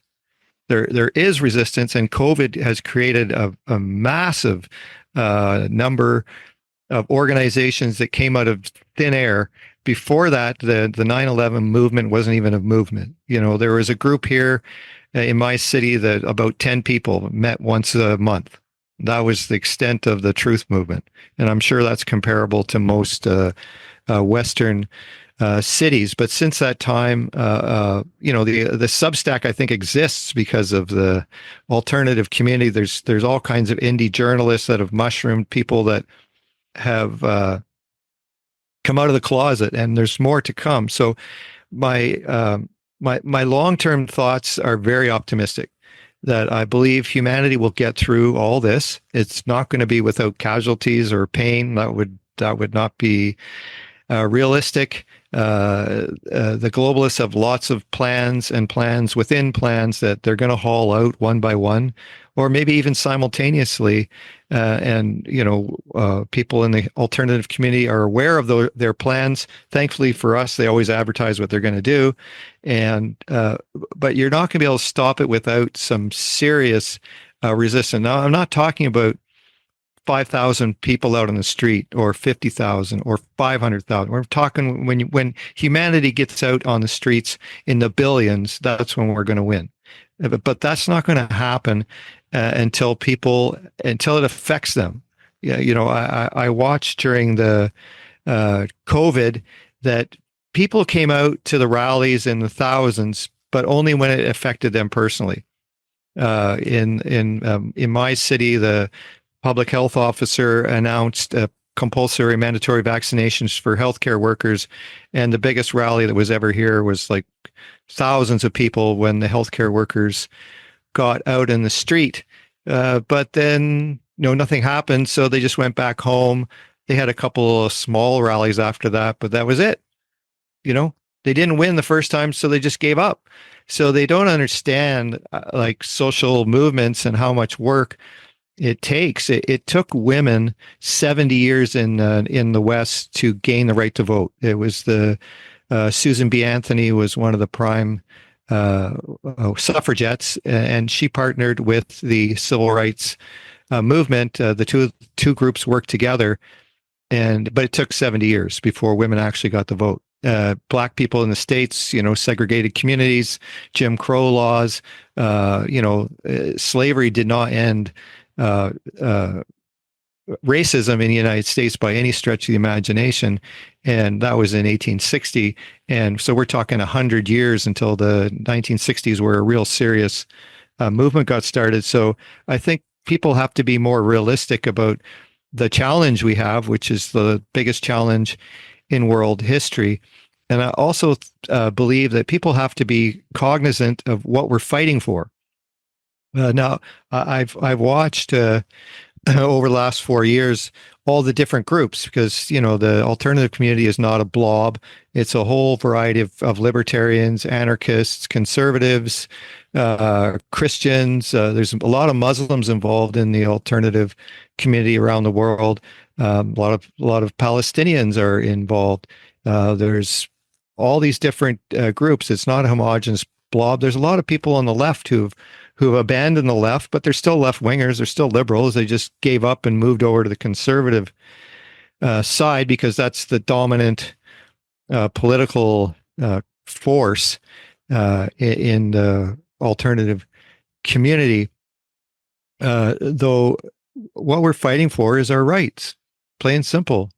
You can have any kind of government you want as long as you have freedom of speech, freedom of assembly, freedom of religion, freedom of association, freedom to travel, freedom where to work, where you want to work, free to go to another country. All that stuff got eradicated during the pandemic. We weren't allowed to go to other countries. It created an international apartheid state of vaccinated and unvaccinated, the clean and the unclean, the righteous and the lepers, and that's going to continue on because I believe in the alternative community as a group of people that they're resilient, tough people. The woke people are weak.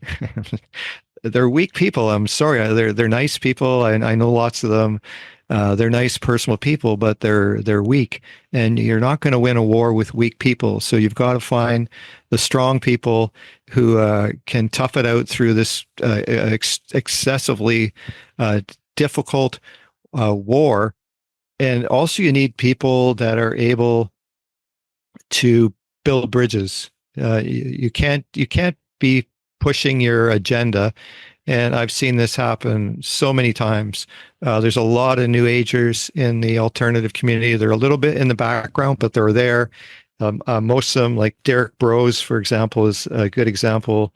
And they're apolitical. They don't think there's any political solutions, which I think is just completely wrong. Absolutely backwards.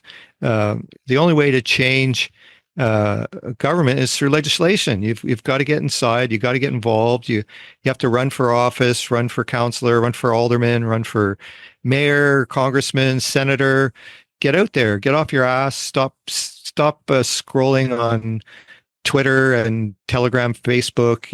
Most of those groups are just info dumps. Yeah, I get it. I get the 50 articles you sent me this week and the 70 you sent me before that. I get what's going on. We all get it.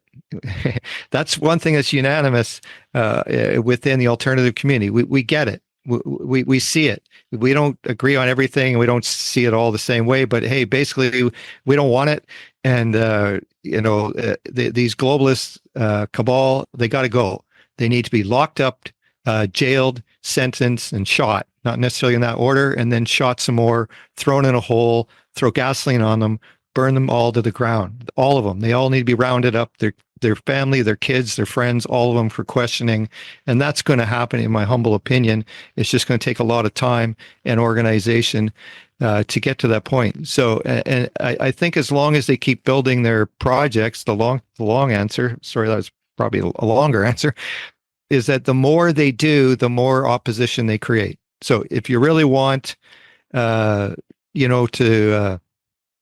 overcome these people, pray that they'll keep putting their cards on the table, because that's the only way you're going to get people on the street. So pray for them to keep doing their stupid stuff, because they're going to be their own demise. The next big project they do will bring even more people to the alternative community. It'll be 10 times the size, and they're just creating their own opposition. And anyway, their plans are stupid. Like it's stupid. It's sheer stupidity beyond belief that they think this plan will actually stay. Yes, they can put it into place. Like, yeah, I can put square wheels on a car, but it's not going to work. I can put water in the engine, but it's not going to work. And this is the stupidity of they're brain dead in a way. They don't have imagination. They're not creative. Like bean counters sociopaths aren't known to be creative people. They're just power hungry control freaks. And anyway, sorry, I got in a bit of a rant there. So you're giving us some optimism, and I can see what you're saying. For example, they've, many of these different projects, some of the ones that I always have focused more on, like the technocracy stuff. And, here in Mexico, they've tried to push, with the lockdowns, they tried to force everyone to use QR codes to do anything. That completely failed. No one paid attention. They're trying to force away cash and get people here in Mexico to use their phones to pay. They created something called Cody, which was the phone payment app. You have to activate it. I've never done it. Most Mexicans haven't. It failed.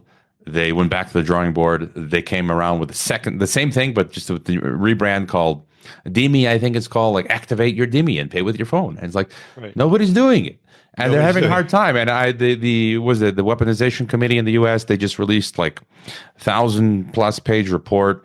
I downloaded all 4 parts and I was just scanning through it last night. That's what I do for fun, right? And there was a fascinating multiple pages segment. I don't even know what it was, but it was talking about the difficulty. So they really want to implement digital ID and all this stuff. And it talks about how it's very difficult. They keep having a hard time. They used Mexico as an example of how it's giving them a hard time. And so they say it's going to take a lot of time. But what you could read is that they're relentless. They're not going to stop. These banks and stakeholders, they're all stakeholders. They're NGOs, banks, yeah, they're not going to stop. And doesn't matter what. Right. Even if they blow the whole world, tear the whole world to pieces and start a massive world war, they don't care. They're just going to keep going. Yeah. Yeah. And so, I mean, I can see, you mentioned World War. That's another question I have. But before getting to that, so you say get involved. Do you see any value in, a lot of people in alt media escaping to rural farms, the rural caves, things like that. My reasoning for that, though, is what if, for example, I'm in an urban setting now, I get debanked, I'm literally in this digital prison, I won't be able to have, I'll starve, right? Because I won't be able to buy food, I'm debanked. And so at least I have somewhere to withdraw for a time, to a rural place where I have food, I have my own food and well with water. Just any thoughts on that? Yeah, so there is value to it. I do know people, the Live in the Woods Club, I call them. They bought property out in the woods and they have their little commune out there and they want to grow their own vegetables, get off the grid. Communes are nothing new. The 60s, the hippies created thousands of communes, but they don't do anything to change the world. They change your world. They make your world a better place. You can have your own private Idaho and live the way you want. Be Amish if you want, whatever you want. There's value to that. Everybody has a right as a sovereign human being to live their life the way they want. That's kind of what we're fighting for. But it doesn't change things until you engage the power brokers. An activist's job is to speak truth to power. Well, you're not speaking any truth to power living out in the woods. You're just having your own life, and great, go for it. But it doesn't change things, and you need to get involved. This libertarian anarchy stuff. We don't, the system's failing, it's broken, can't be fixed, it's all corrupt. I heard this like ad nauseum for 4 years. No, it can be fixed. It is not broken. It's still functioning. The economic, political systems we have been built over hundreds of years. They're not perfect. They need reform. They don't need to be torn down and started all over again. If you do want to start all over again, live in the woods, you're going to start forming your own society. You're going to form a police, judicial branch, executive. How will it be any different?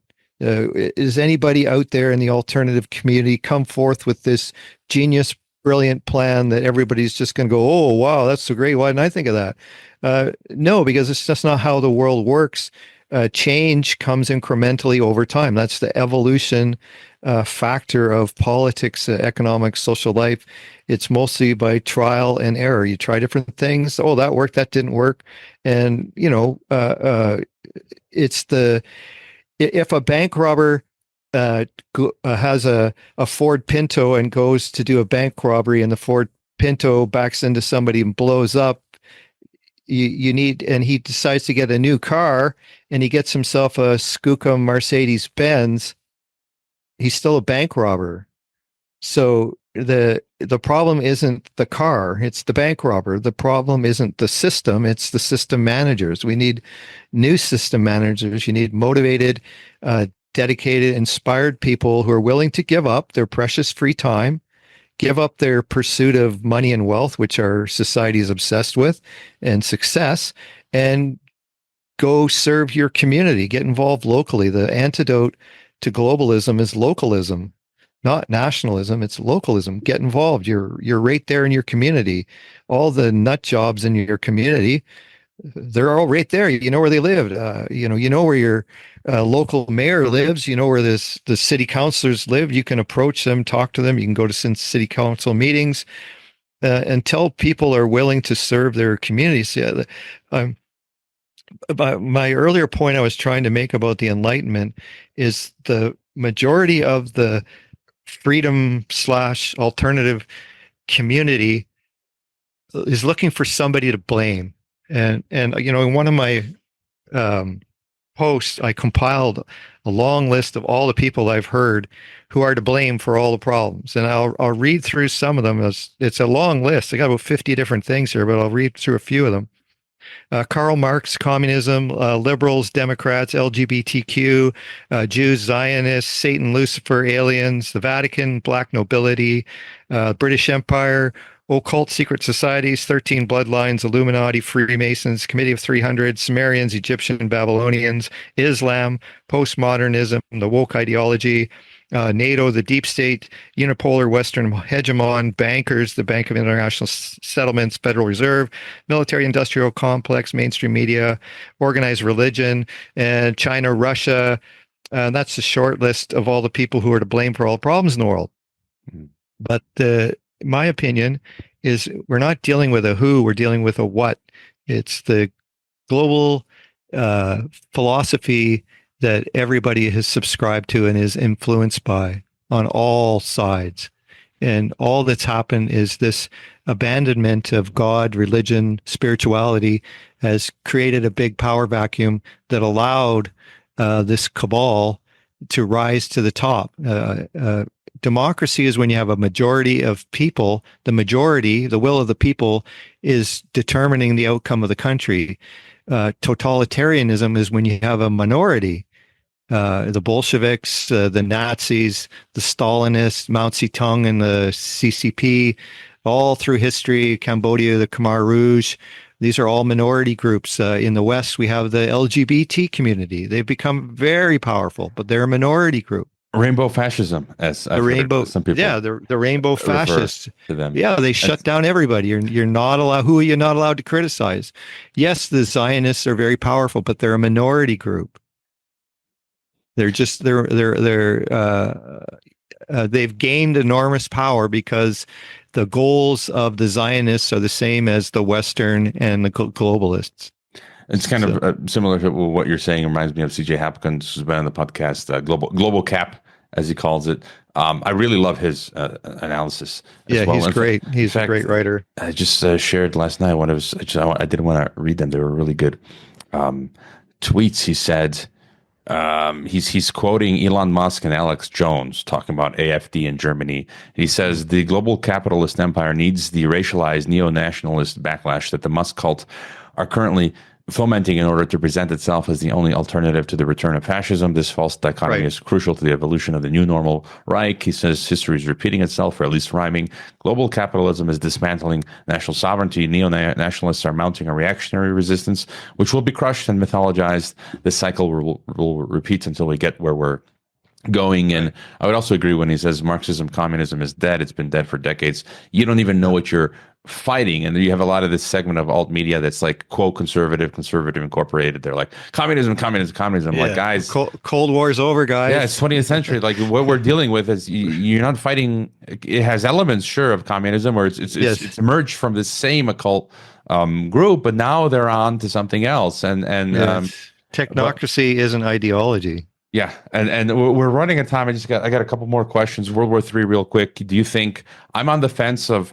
I could see them just using as a sort of Damocles hanging it over our heads. Like we're going to use nukes. We're going to use nukes. Be afraid every day. The headlines: World War III. Everyone and their mother, Erdogan, Lavrov, UK. They're talking about nuclear threat, World War III, and in their own writings, they say again. You know, we talked about this earlier, but I'm reading their writings. H.G. Wells talks about it. Other of these elites say they talk specifically about world government and they want to use the threat of nuclear war, or they even say we can launch a few nukes to scare people to then relinquish the sovereignty so we can have our world government and world state.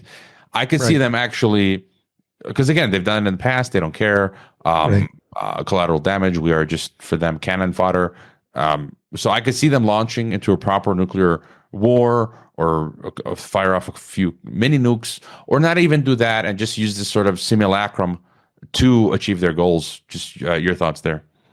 Yeah, I would generally agree with what you're saying that they might do that. I believe they may want a limited, controlled World War III, but I don't believe they want full on World War III like we saw in the first two World Wars. There's a theory, the Albert Pike Three Wars theory, which is based on a false document. Right.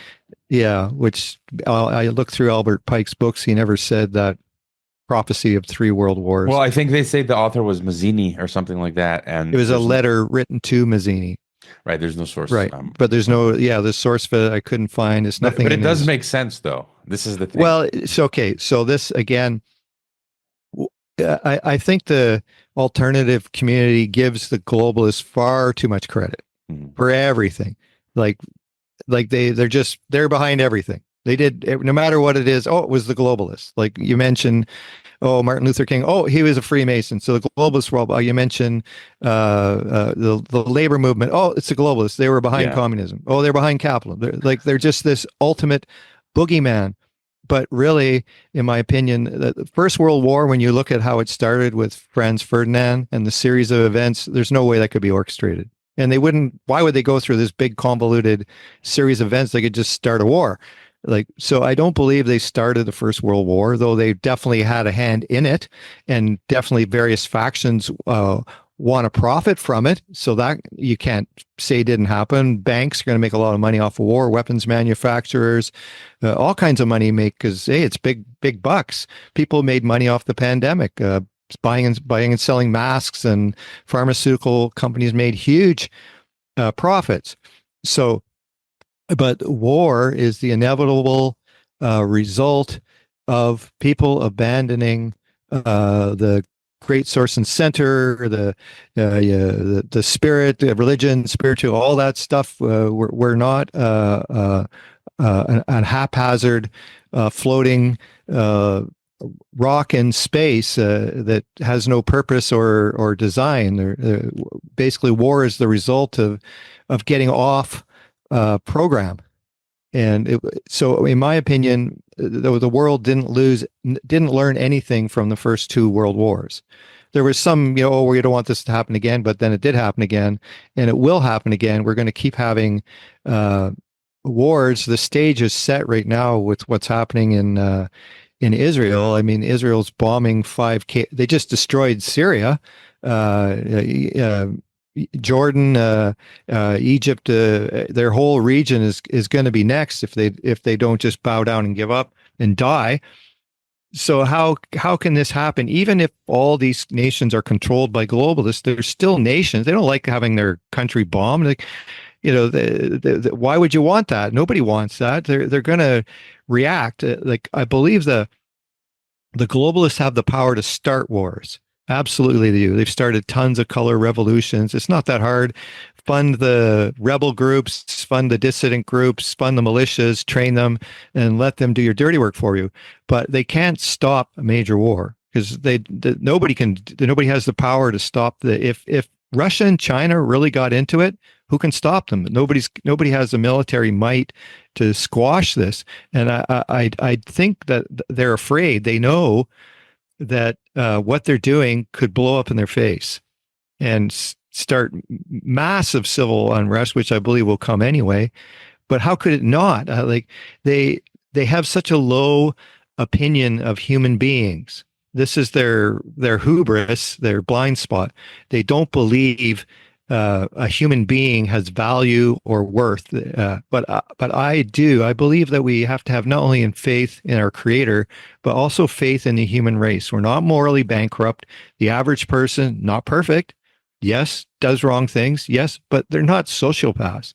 99% of the world, 99% of the world are just going to work, going to school, having a job. They want to own a house. They want to have a family. They want to have a good time, go on a holiday, go see a movie.